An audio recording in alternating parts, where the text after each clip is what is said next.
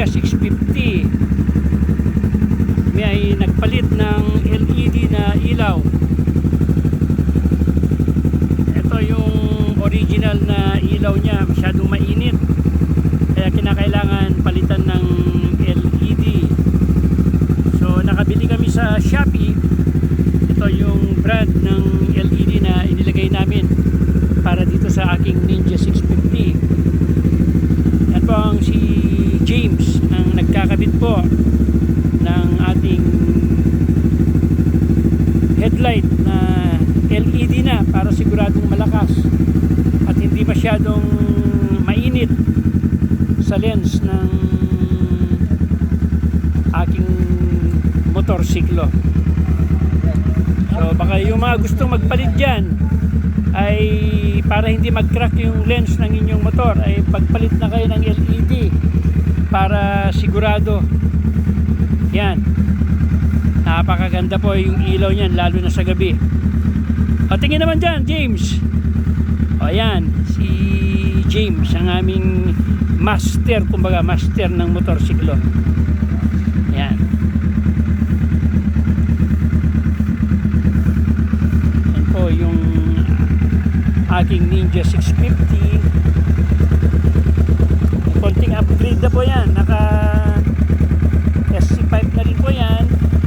Saka nalagyan na ng rear handlebar po.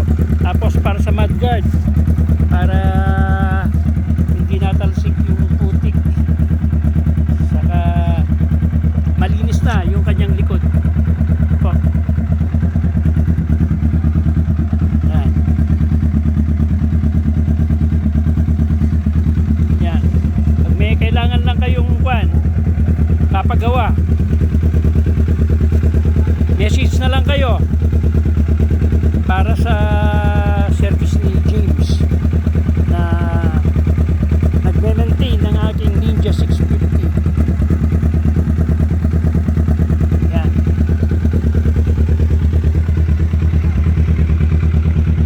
So okay na, palagay na po yung bagong LED light nya.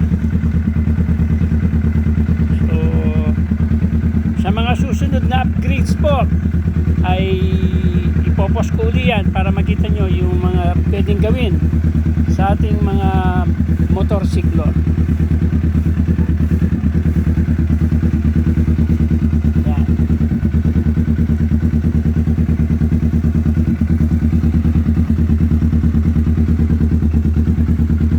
So tayo ngayon, James.